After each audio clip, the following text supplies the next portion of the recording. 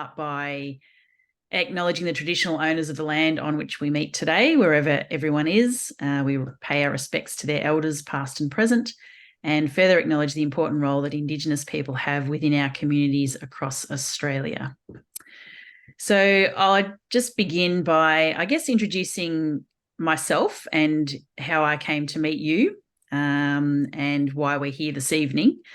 I guess my background began my professional life as a graphic designer many years ago, back in the early 90s. And I suppose in my professional career, I've seen so many different changes in technology over the years. And I recall being at university at RMIT studying graphic design and being discouraged from using the computer because we were being taught how to be creatives and creative thinkers. So our lecturers were very averse to computers and they were pretty old school. And it was around about the time when Macs were just coming in, and we had, I don't know, about 3 or 4 Macs, and it was a big novelty in the computer room, as it was called back then. And then when I started working, of course, I hadn't learnt any of the software. So we had to pretty much teach ourselves how to use the software.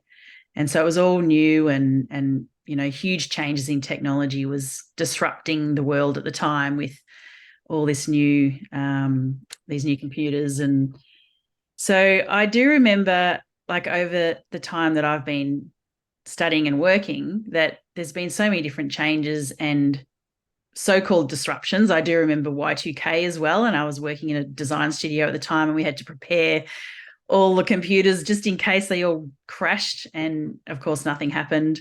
And so there was all this hype around all these different things and changes that are happening all the time. And the first time I guess I had an inkling about AI was when I was lecturing at university a few years ago, back in 2007, and I was teaching advertising students. And I happened to read an article about all the algorithms that Google were working out at the time and about to introduce. And I remember thinking, I really need to let these students know about this, because this is the future of our world in terms of tracking people's movements online. And that was sort of the very first time I caught wind of what was going to become massive, absolutely massive. And of course, now we have artificial intelligence that is about to be a disruptor. And what we're here this evening to talk about really is how it's going to impact student learning and how us as parents can really support and guide our children appropriately, and also work with educators to be able to, I suppose, combat these fears and the big hype around AI, and really get to know it and understand what it's all about and how we can actually work with it rather than against it. So I'm here, I guess, to talk with Leon Furze this evening about this, because when I first met Leon, we are both authors under the same publisher, and we came to sort of learn about each other through LinkedIn and be connected through our work in education. And now Leon is, of course, a PhD student looking at the impact of AI on education. So I'll just hand it over to you, Leon, to just share a little bit more about your background and what you're going to be talking about this evening with me in conversation. Yeah, sure. Thanks, Rachel. And as Rachel said, my name's Leon, and I started my AI journey as part of my education journey, I guess. I've been a secondary teacher for over 15 years now. I did my training over in the UK, and then moved out to Australia in 2009, end of 2009. Good evening from Gunditjmara Mara country. I'm out here in southwest Victoria, and the weather's actually a little bit sort of scary outside at the moment. So if the lights are flickering and the connection might be a little bit problematic, that's because of the storm outside and the fact that I live out here on a farm, which is one of the perils of living on the farm, but it's a great place to be. And I worked mostly in secondary English, which is how Rachel and I came to know each other. I published a book for English teachers with the same publisher. But over the years, I've also done a lot of work with digital technologies. I've been an e-learning coordinator. I've been a director of learning and teaching at a school out here in Southwest Victoria. And I've done a lot of staff training with using different digital systems. So about 18 months ago, I started to talk with one of my former contacts through the English Teachers Association, Lucinda McKnight. She'd been doing a bit of writing around generative AI. She's written some articles for The Conversation. And she really switched me on to what was happening with generative artificial intelligence. So things like language processing and the kind of technologies that preceded ChatGPT. And she and I were exchanging notes backwards and forwards. We had a few conversations. And midway through last year, I decided that I was going to finish with my classroom role. And in a conversation with Lucinda, she mentioned that there was a PhD scholarship opportunity with Deakin University. So sort of fast forward to around about November, December, the end of last year, I just got past all of the application stages for the PhD and being approved. And then 2 weeks later, ChatGPT came out and really just blew everybody up. So if you remember anything of the media hype around ChatGPT when it first launched, which was very end of November 2022, I'd just been working on my initial PhD things for 2 weeks when all of that started to happen. And over the last kind of few months, my research is shaping up towards the confirmation panel at the end of this month, and I will be exploring generative AI in text generation, image generation, audio, video, a lot of forms, and the implications for teachers, the professional identity of teachers, and particularly English teachers. So kind of going back to my roots with that.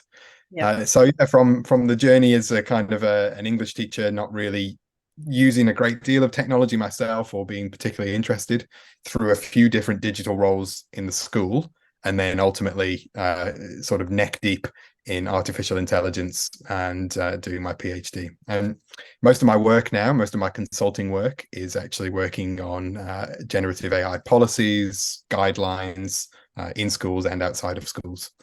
Yeah, yep. So journey. Yes, and it just shows how the journey in our work now shifts so quickly. And I guess in my role as founder and director of Practically Learning, I'm very passionate about supporting and building the capacity of teachers and parents to work together. And of course, in building the capacity of parents to understand the technology. And I guess we can start by sharing what all those words mean that you were just sharing just then. What is ChatGPT? What is artificial intelligence? Maybe we could start with that, and really just getting back to the basics and simplifying what it is for those who are not familiar with it. Some people might be already using it in their work, in their business life or in their professional life, but some people may not have actually come across it yet. So if you can share what artificial intelligence is, and then we can have a look at perhaps what ChatGPT is. Yeah, look, I think that's really important. So I ran a series of webinars recently for Acme in Melbourne, and they were called Demystifying AI. And the reason we went with that is because we felt it's really important for people to get their heads around this technology. A lot of what is in the media around the hype and the kind of language that's used in the media is either sort of magical or mystical or a bit kind of terrifying and apocalyptic. And I don't think that's particularly helpful when you're talking to people. So probably should have mentioned at the start, because this is a parents forum, but I'm a parent myself. I've got 3 kids, and my eldest is 7 years old. So none of them are really using AI in broad sense, but I've sort of experimented with a few things. So my eldest daughter and I have used image generation to generate her own Pokemon with her own descriptions and things like that. And even just having really simple conversations with my daughter about what artificial intelligence is, I think is helpful. So starting really broad strokes, AI is this huge field of computer science, which has been going since the 1950s. it's by no means a new thing. But the kind of techniques and some of the technologies that we're talking about now have really been developing since the 1980s onwards. So when I talk about artificial intelligence, it's mainly this field of generative artificial intelligence. So it's an algorithm, a bit of code, a bit of maths that sits on top of a pile of data and reads that data, interprets it, and uses it to create new data. So that might be text in and text out. So something like ChatGPT, where you write a prompt in text, it gives you a response in natural language. Or it might be text in, image out, like an image generation. It might be image in, image out, so image recognition and generation, or any kind of combinations of all of those different modes. And generative AI now really encompasses text, audio, image, video, code, 3D assets for things like video games. So it's quite broad. And I mentioned ChatGPT as the obvious example, and I'm sure most people have heard of it if they haven't used it yet. But ChatGPT, when it came out at the end of last year, really just put this technology on everybody's plate. It raised awareness. It made it really, really accessible for people to use, which was super important. So up until then, you'd had to kind of have a developer license and use something called an API, which is a bit complex, and you often had to pay to use it. OpenAI, who built ChatGPT, they made it free, and they made it that little sort of one-line chatbot entry bar, which really is what revolutionized it. Now, since then, those technologies have just gone bananas. And obviously, companies like Microsoft and Google have put in a tremendous amount, billions and billions of dollars into developing this specific field of artificial intelligence. But I think, without needing to have a hugely technical understanding of how these things work, it's helpful to know that it's a lot of data, and it's a few very kind of complex codes that we don't really understand. Even the scientists who are making these technologies don't fully understand them, which is a bit scary. But it is essentially just a technology like anything else. Yeah, well, I've been listening to quite a few podcasts or video interviews with the people who have actually designed a lot of the technology, and they describe it as creating an intelligence that is pretty close to the human brain. So it sort of begs the question: how intelligent is it? Obviously, it's different to human intelligence because we have thoughts and feelings and emotions and all of those things that artificial intelligence doesn't have. But yeah, I guess in terms of understanding what the impact is on education particularly, and also, how kids are already using it, probably without even realizing it. And as parents, as a parent myself of 3 children, 2 of whom are adults, and I've still got a teenage boy who's 16. And I dare say he's probably all over it at the moment, and he's fully aware of how it works, what he's actually using. But I did ask him the question the other day, have they talked with you about this at school, about using it at school? And he said, well, not really, not yet. And it's not really something that they're familiar with yet at school, but no doubt there's a lot of kids already using the technology. And I myself have used it in my business just to make things more efficient.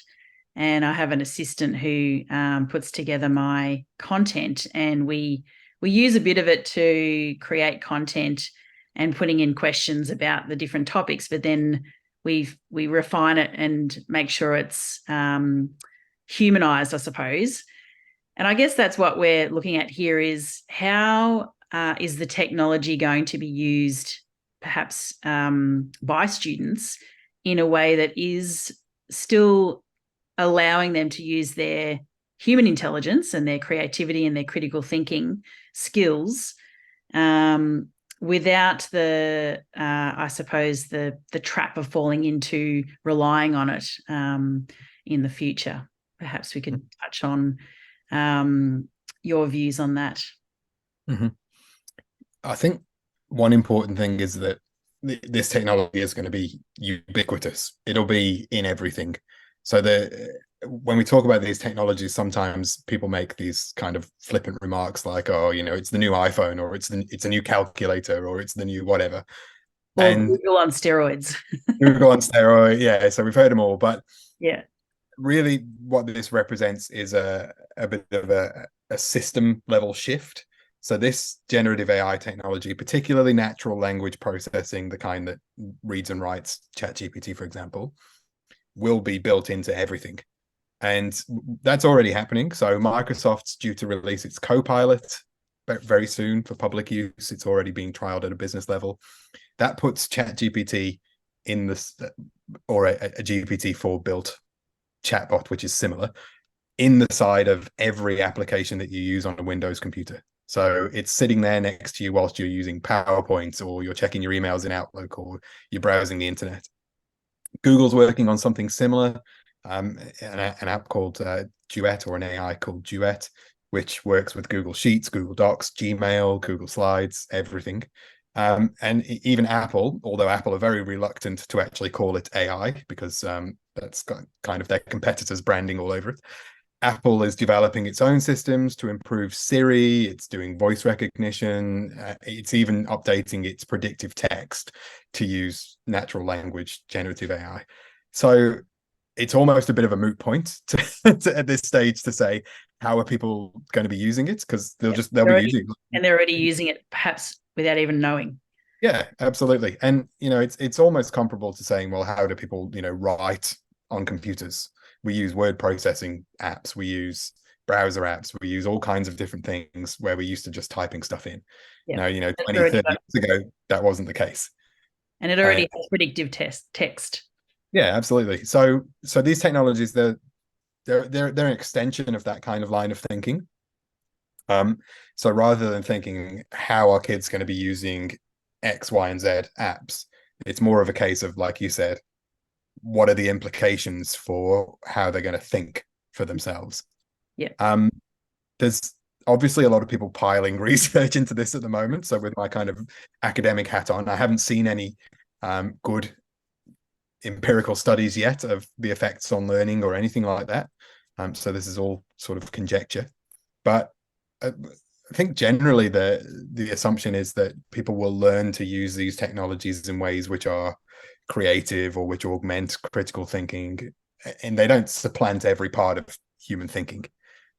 So you might have experienced that yourself, Rachel, when you're using something like ChatGPT, for example, to do writing marketing copy. Yeah. You said you always need that kind of human in the loop, human eye on things at the end. Yes. I think what will happen ultimately is that the kind of work that we do using these tools will shift, but the role of people will still be kind of fundamental to all of those jobs. Yes. And it's really important to understand the limitations, I suppose, of the technology in terms of the human aspect of it, because you need to be able to ask the right questions and use it in a way that is appropriate. How do we prepare students for that?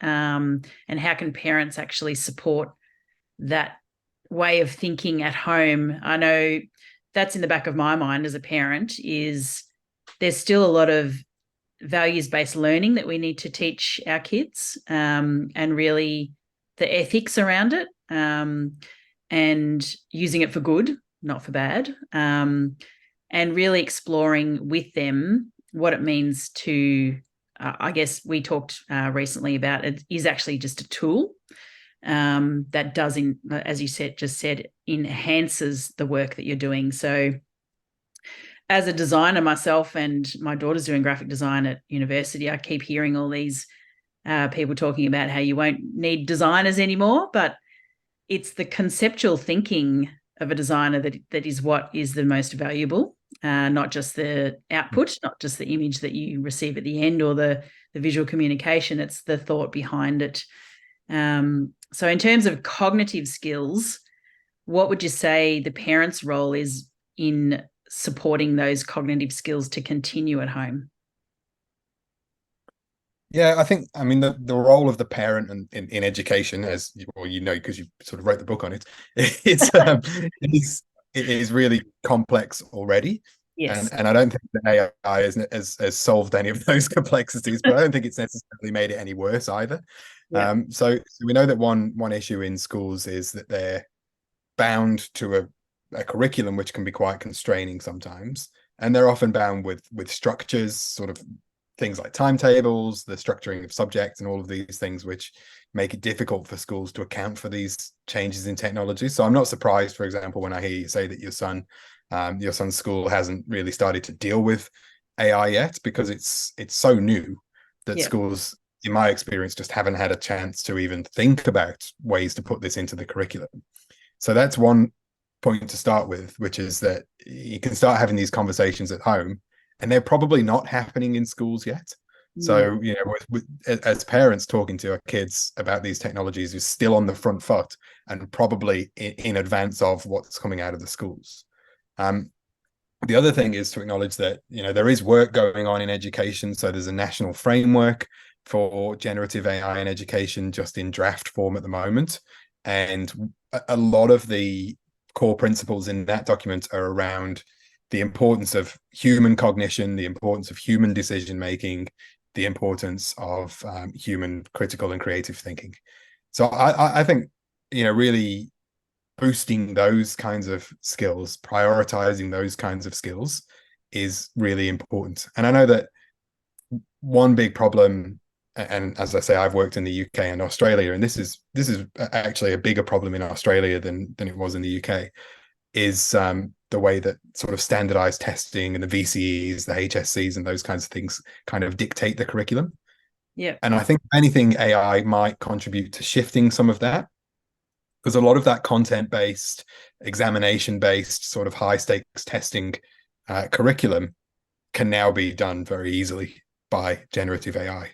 So Yeah. it's those more fundamental skills of critical and creative thinking that have, you know, they've probably always been more important, but they're definitely more important now in the Yeah. face of these technologies.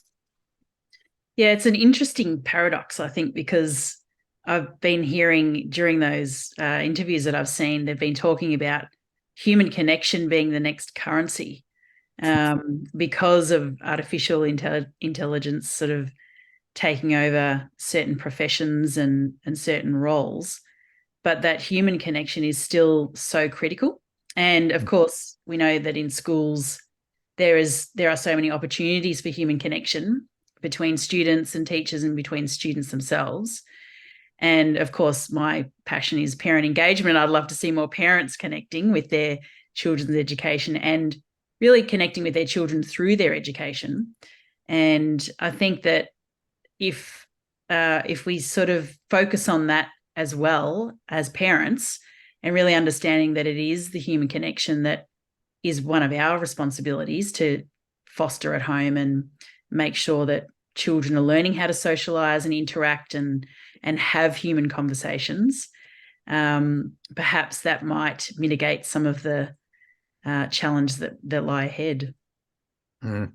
It's it's definitely the case that, you know, what won't change in schools is the need for teachers to build relationships with students, and then obviously the need to have those kind of core relationships at home is equally important. The technology doesn't replace the need for human connection. Whatever kind of apps and services come out of Silicon Valley, and there are plenty of apps already coming out which are, you know, chatbot dating apps and chatbots, psych counseling apps and chatbot mental health apps, and all of these kind of applications that are being developed. We know that there's an economic imperative behind those things, and that really those are the kind of things that we should be keeping in the realm of humans. So I mean, that's probably an important point to raise, which is that one of the main ways that a lot of teenagers will be accessing AI at the moment are through apps like Snapchat, which has a chatbot built into it. And it's a chatbot that positions itself as a friend. So I believe it calls itself my friend. I think I've got Snapchat here somewhere. Hold on. It is it is my AI friend, and it's actually presenting itself as, if you can see that there on the screen, probably a bit blurry, but it's my AI best friend, and I Oh, can ask it anything. I can customize it. I can make it look like my best friend. It also knows my location details. It can see my images because it's got image recognition built into it. And it's probably got access to some of my biometric information, like my heart rate and number of steps I've done. So, yes. the ways that people are interacting with these apps outside of that human connection might be a little bit problematic, and are probably things that opportunities for parents and teachers to actually have those real human to human conversations with kids about. Yeah. And that sort of leads me to want to learn more about what children should really be learning at school in the future. So we know if there's a lot of professions that are going to shift and shift over to that technology. How do we know, well, I guess as educators and parents who are working in, professions that already using the technology and they're seeing all the changes happening, how do we know how to guide our children towards a certain career? Because, possibly in the next 10 years, things will have shifted. And we've been hearing that for years, that the jobs of the future don't exist yet. And just even considering the technology at the moment, there's going to be the users of the technology and the designers of the technology, and the people who are actually using the technology. I suppose most people, there'll only be a small number of people who work in the business of designing the technology. How do we know what to teach them for their future? I suppose it's a weird question, really, because we don't really know at this stage. But what should they be learning? What actually should they be learning? I'll get my crystal ball out. I mean, one thing that we do know is that those kind of tech jobs that have been really heavily promoted over the last few years, and we've probably all heard lines of like everybody should learn coding and everybody should learn STEM and everybody should go into computer science and all of these kinds of things, are having massive, massive job cuts at the moment, Mm, which they're unlikely to sort of recoup in the future. So, there's a huge, again, an economic efficiency imperative that's driving down jobs in those industries that up until now we've actually been quite heavily promoting. yeah. And I think that one shift might be a favorable shift, in my opinion, as a former English teacher and an English literature undergraduate, is a shift back towards the arts and humanities kinds of subjects. So we're going to be looking for more creative thinkers and more creative job opportunities. We'll be looking for jobs and vocations where people's own kind of innate creativity or their ability to collaborate are prioritized over their technical skills. I mean, already we can offload a lot of those technical skills. So I mentioned earlier, making generative AI Pokemon with a 7-year-old. It also went to ChatGPT and used the code interpreter function, which uses a programming language called Python, a computer programming language, to write and execute its own code. We took our images that we made in image generation and we turned them into a very quick computer game battle card sort of Pokemon analog game in about 20 minutes.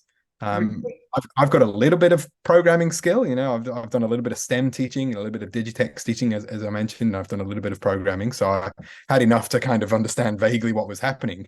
But the kind of coding that it was doing was, legitimate code, which produced a functional game in about 20 minutes. Now I have to constantly play that game now because we've created it, and my 7-year-old insistent that we do nothing else.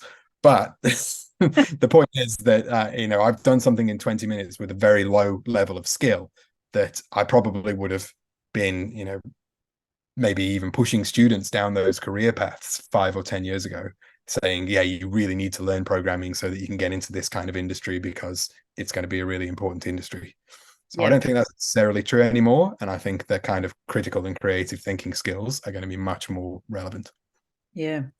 Well, even that activity itself has given you an opportunity to connect with your daughter. So that's about human connection. So Yeah. even engaging in the technology with your kids is an opportunity to have those interactions and conversations around the terminology and what it all means and how to create different things. And that's obviously stirring imagination and creative skills anyway. So those simple things, even though it sounds simple, have an impact on the child themselves, because your daughter's obviously going to be a little bit more savvy than perhaps her classmates because she's had a chance to have a look at the technology with you. And I suppose that's the message I want to send to parents, is to stay with them, and make sure you're engaging with them with the technology rather than fighting against it, because there's the temptation to see it as a bit of a demon and not really work with it. So that's really important message to send to parents as well. Yeah, I Yeah, guess. and it's Sorry, you go. Oh, I was just going to say that on that line, sometimes with digital technologies, there is quite a bit of research around how parents interact with their kids with digital technologies. And sometimes there's a bit of an assumption that the kids kind of know what they're doing. They're digital natives, which we know is a bit of a myth. Yeah, But that it's okay to leave kids to themselves when they're working with these digital technologies because they know more than we do, and it's a bit intimidating, or we feel that they don't need our support to work with these technologies. And really, it's not true. yeah, You might have kids who are absolute wizards with technologies. They will still benefit from you sitting down with them and having them explain it to you.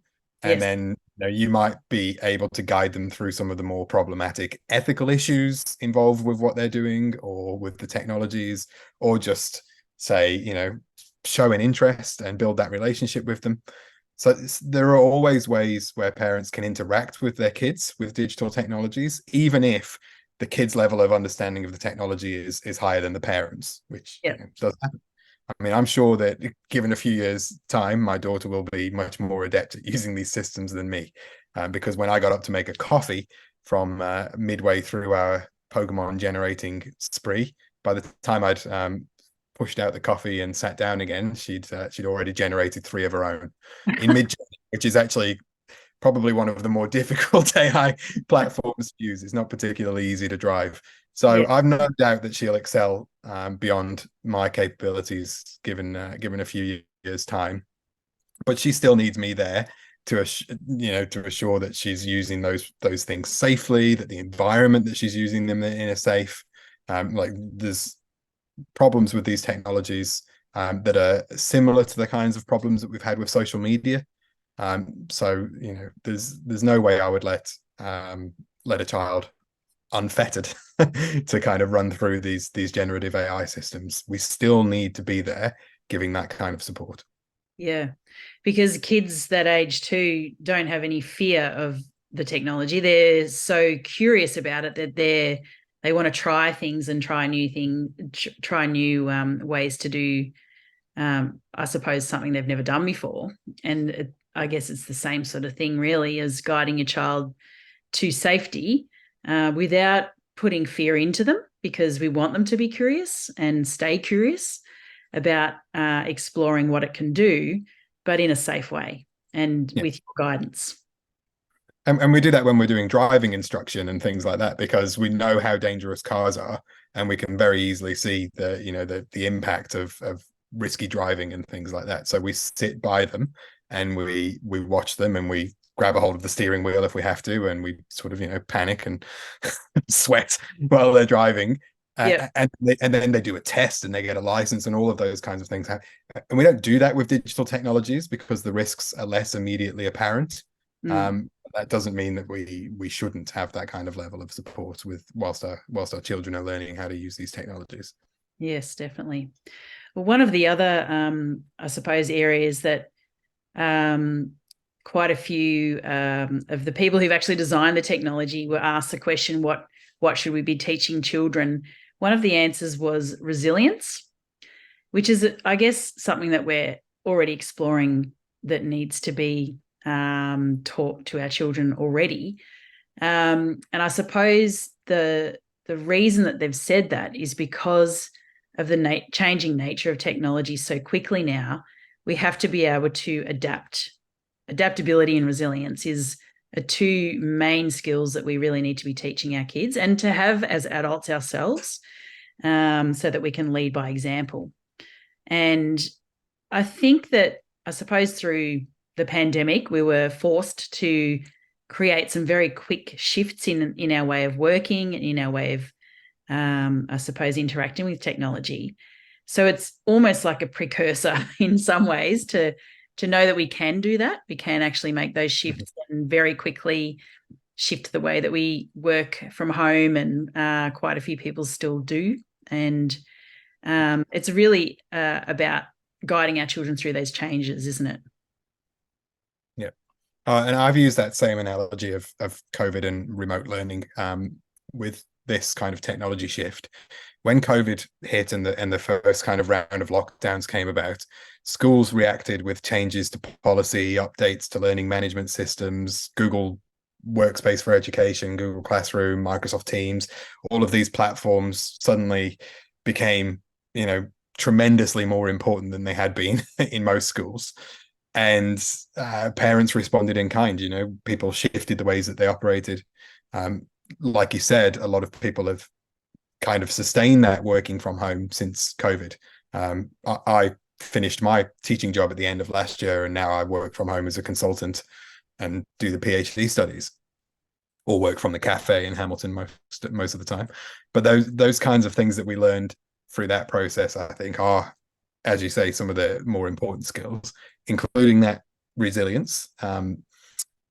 One thing I think will happen with, coming back to the question from earlier about jobs and preparing for jobs in the future, is that the number and the kind of variability of jobs that people do has already increased a lot over the last 5, 10, 15 years.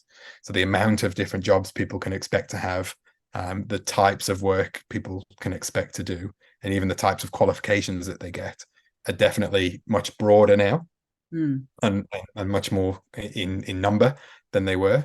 And I feel that myself in the kind of line of work that I've gone into, in the consulting work. You've got to be very sort of quick on your feet, and be able to learn how to use and adapt to these new technologies. And I can see how that's applying already to students, particularly senior students who are thinking of what they're going to do for the VCE or HSC, or what they're going to study at university. They're needing to change that kind of mindset a little bit now and think less, okay, I'm going to do journalism and be a journalist, and more about what kind of skills do I want to develop whilst I'm doing a journalism course, and how might that prepare me for other career pathways that I might do simultaneously to journalism, or I might do journalism for a bit and then do something else, and being a bit more resilient and a bit more flexible. Yeah. So it's not really about thinking about the outcome. It's more, what skills do I need? What skills are employers going to be looking for, rather than, a specific, I want to be a certain career.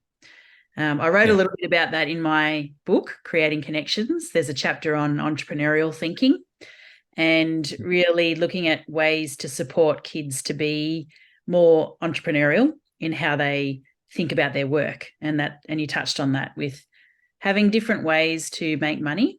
And the online environment obviously allows that, enables that, and has done so for a long time. And now with AI, you're seeing so many new opportunities already popping up. I see ads all the time on YouTube for new ways to create different things, like even just guidebooks and things like that people are creating for people to help, with different topics. And there's a whole range of new industries popping up and people just experimenting, I guess. And that's the sort of thinking that we want our children to have, is that even if you experiment and try, new ways to make money, it's not always going to work. And you do have, sometimes things fail. But to provide them with those opportunities, and also that resilience to be able to have all the different skills that you need to be an entrepreneur, which, as we know, is there's quite a lot of skills that you need to have to run a business and to seek out niche opportunities and all of those sorts of things. So, yeah, so it's a whole And big shift in our way of thinking as parents of how we actually guide our kids towards future work. oh, and look, a lot of us and a lot of our parents' generations were sort of a lot more stable with careers as well. So, I was a teacher for 15 years, and prior to that was doing teacher education, and doing my own education. So I've basically been in education my entire life, Yeah. and only switched into the consultancy sort of towards the end of last year. But I've also got a few board positions with not-for-profits. One of them is a board director position with a national not-for-profit called Young Change Agents, which is an entrepreneurial education provider.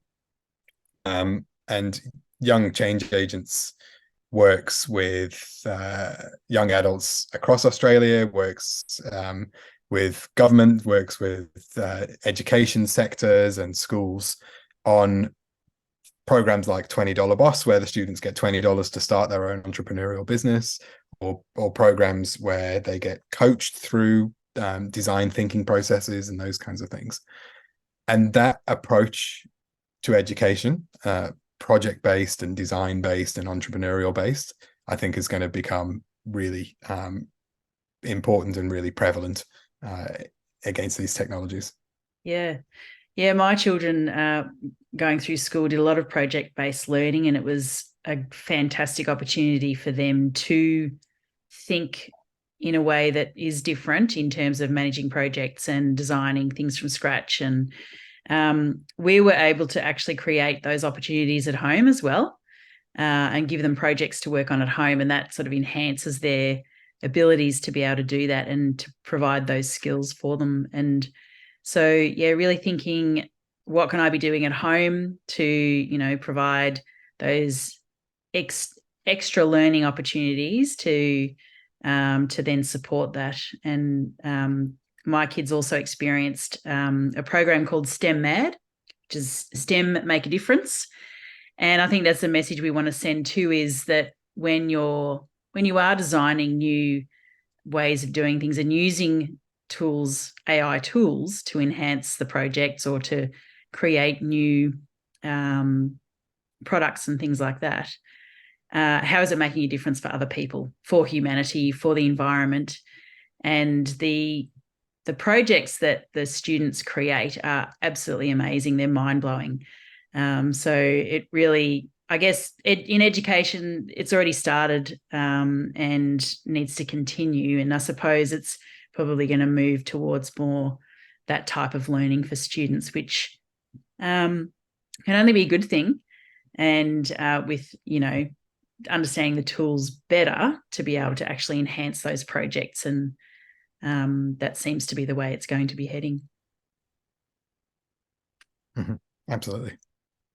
So in terms of engaging parents in these conversations from a school perspective, I have a keen interest in how schools are going to be including parents in these conversations about how AI is going to be used as a tool in education, multiple tools. I'd like to hear your perspective, I guess, in how you think that educators need to be exploring these, I suppose, not just the challenges, but the opportunities.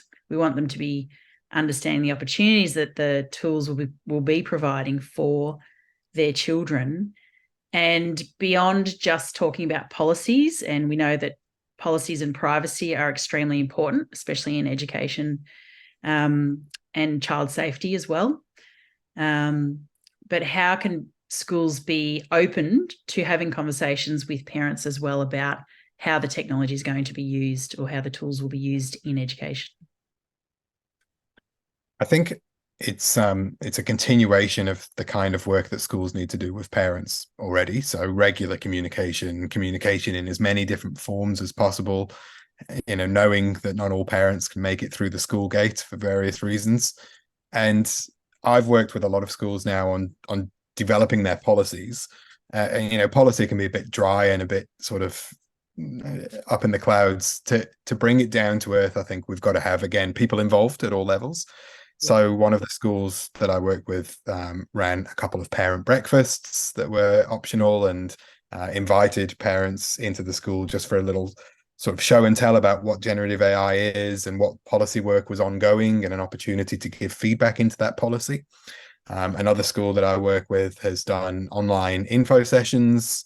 It's sort of similar to this webinar that we're doing now. Again, just a conversation with the director of learning and teaching and myself. Recorded information out via their website and their sort of schoolbox or equivalent platforms, to say, this is how we're using generative AI in school. This is what it means for us and our students and your kids. And here are some ways that you can opt in and opt out. Here are some of the ways that the teachers are using the technologies. Here's a couple of examples from the classroom of what's going on, and that kind of thing. Because this technology is new for everyone. It's not just new for schools. It's new for the kids. It's new for the parents. It's new for pretty much every industry. Outside of those who are working in Microsoft and Google, the technology really did just come out of nowhere. So we have to acknowledge that and do as much as we can to work together. Yeah, definitely. Perhaps you can share here. Yeah, look, I just think that is there a policy that's going to be implemented nationwide, or do you think we should be leaving it up to the intelligence of our local schools and the context of young people that are within them, as to how it's used and in what way? There is work ongoing on a national AI framework for education, and there was recently a parliamentary inquiry into how generative AI will be used for education. Those calls went out, obviously, to educators mostly, and the parliamentary inquiry, most of the responses were from tertiary institutions, although a few of our teachers' organizations put responses in, so we've had feedback there. I've written a post today. I might just drop into the chat the link there, on how schools can actually bring this draft framework down to earth and actually put a bit of meat on the bones, because it is quite sort of high level principles at this stage. But I think what will happen is every individual school and possibly each sector will need to develop its own policies and guidelines. And I think that needs to be done with parents in tow, that, the whole school community needs to be invited along into those discussions, because I think the principles will stay very high level. What actually happens on the ground in classrooms with teachers, with professional development, working with students, that's going to be the responsibility of the schools. It just also depends, I suppose, on everybody's where everybody's at with it. I've just played with it a little bit and done some imaging with it, and just to see where it can work. But you've also got lots of people, sort of doing the whole, oh no, we can't use that in schools. For families, I suppose that's where we need to unpack it, so that they understand, what's happening in their child's school, and it's not the media ramped up cheating and everything. How it can be useful, I think it's part of our life. We need to embrace it, but obviously to work cautiously towards ensuring that young people know how to use it, just like mobile phones, although we're banning them this week in New South Wales. Yeah, the banning narrative, I find, is unhelpful, and it's good to see that in the Australian tertiary sector, at least, we've moved away from that now. So many universities, my own included, Deakin University, have got really good policies around academic integrity, and I think that parents, in conversations with their kids, particularly the older kids who are in the senior school and they're doing VCE or HSCs, or they're about to go off into university, it'd be really worth just looking at a few of the academic integrity policies that the universities are putting out there, and having those conversations with your kids around, what is cheating and what is plagiarism, and when can you use these technologies and how shouldn't you use them, and why is that important, rather than just saying, no, you can't use them, it's banned, this technology is terrible, it's cheating. That's an unhelpful narrative. And luckily in this national framework that's coming out of Jason Clare, the Minister for Education's office, there is a recognition in there that these technologies will be used, and they'll be used in all kinds of ways, and that it's not just about cheating. So that's good. We'd be doing them a disservice by not enabling them to understand the technology and guide them properly towards it, because it's going to be it's already here, but it's going to be part of their future anyway. So trying to ban it is not necessarily helpful for our kids. And it certainly won't solve any of those ethical concerns. We can't solve the ethical problems of generative AI by pretending that it doesn't exist. I can remember standing in front of a group of parents in the mid 90s or early 90s, talking about the importance of kids being able to use calculators. And I think this is just the same old story. Now we embrace calculators, Now, the old story of you'll never have a calculator in your phone, in your pocket. But yes, everybody carries a calculator in their pocket now. And the same with the AI. It'll be, you can use it on your phone now. So, yeah. Absolutely. Now, does anyone else have any questions? There's a few other people in the chat box or online tonight. Does anyone else have any other questions for Leon or myself before we finish up this evening? Hello, Nathan. Hi, Nathan. Yes. I thought it'd be easier just to speak rather than put one in the chat. Bit antisocial doing that, isn't it? So, yeah, I've just been listening all the way through this. It's really quite interesting, and I think where I came back to my situation, because you guys, I'm right in saying, Rachel, you're based in Australia. Yes, that's correct. And we're all based in Australia. Oh, all of you, okay. So I find it really interesting. I'm from Stoke, so Nathan, I probably sound like I'm from a similar neck of the woods to you. So I'm originally from Stoke. I just find it really interesting because just in this space generally, in terms of using technology in the classroom, I see a lot of people popping up from Australia and doing great things outside of AI, just generally. And I just feel that the UK is perhaps in a different space. I'm sort of surmising a little bit there, but in terms of creating like policies within school and protecting children and being really quite proactive, you ever say it feels like a lot of schools and trusts are saying the right things, but whether they are coming through with worthwhile action is something I sort of question a little bit. And it just does feel a bit like almost free reign at the moment. And we're not really putting enough safeguards in for these children at the moment. So that from that aspect, I mean, kids are curious, aren't they? They're always going to try and push the barriers about what they can do. And I just find it quite interesting that I do feel that we generally are quite behind at the moment. I don't know whether that's something that you guys feel where you are. I think that I mean I've got an eye on the prize sort of internationally as part of my studies, so I am keeping an eye on what's going on in terms of AI in the US and the UK in particular, and the European Union, which is obviously coming down very heavily on the privacy angle. I will say that in education terms, Australia seems to be pulling ahead of the pack a little bit less of the banning and blocking kind of narrative, a little bit more of a proactive approach to policy. I read something coming out of the UK the other day about a return to pen and paper examinations and that kind of really old school approach to assessment practices from, I think it was the UK Minister for Education or the equivalent. So it's good to see that what's happening over here in Australia is perhaps a little bit more positive and proactive. Although that being said, I can understand as well why the European Union has got such big, important concerns about data security, privacy, and all of those things which are protected by the GDPR, which we don't have here in Australia. And you certainly in the UK have got now companies Google and Microsoft who are moving in quite aggressively into the UK because they're not under the same kind of laws. So I think that will definitely have an impact on how this plays out in education.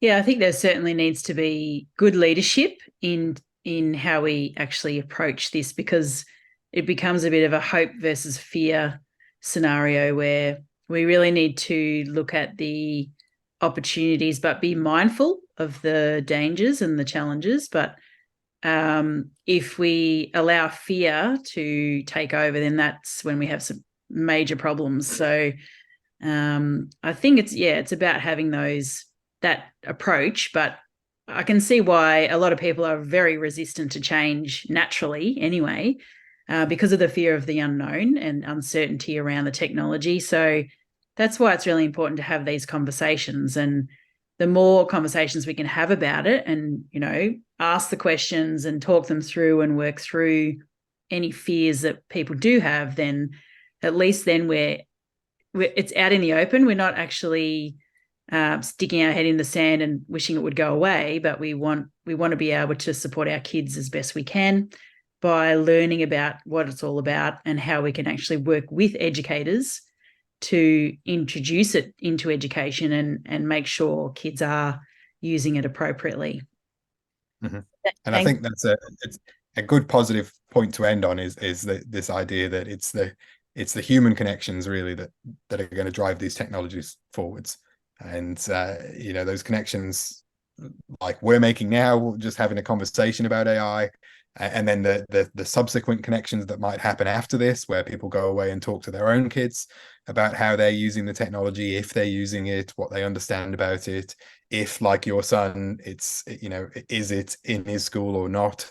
All of those kinds of things are really important conversations. And definitely right now where we're at with the development of this technology, those conversations are the most important. Absolutely. Well, I think that brings us to the end of the session. I just want to mention that I have a new book out. If anyone is interested in purchasing it, I will send you a link after the webinar. It's called Creating Connections, and it's written for parents to help you on the journey through school with your children. And having these important conversations is definitely part of the book, and really understanding how important your role is to guide your children towards the journeys that they go through as they go through each transition, and how you can manage those changes yourselves as parents, but also how to guide them towards their future career opportunities as well. And I'll just pass it over to you, Leon, for a few words before we finish up. Yeah. Well, first of all, thank you, Rachel, for the invite. And it's a different kind of audience for me to talk to parents. Most of the time I'm talking to people directly within education. So thanks for the opportunity for that. If anybody who's watching this video wants to get in touch, my consulting work now with generative AI has extended well beyond education. I've been working with different industries, the creative arts, agriculture, and all manner of organizations on generative AI policies and staff training and development and all of those kinds of things. So if you're working in an organization that's sort of grappling with these issues inside your business, then feel free to reach out with the details that Rachel will send around. I'm always happy to talk to people about generative AI. Yeah. Well, it's been an absolute pleasure to have this conversation with you, Leon, and I'm glad that we organised it for parents, and hopefully anyone who does watch this recording does gain a lot more information about AI. And if we are able to continue to have these conversations, then our children will be in better hands. So thanks everyone for joining this evening. It's great to see a few people were able to make it, and hopefully we'll have a few more of these webinars in future so that we can continue the conversation. So thanks again.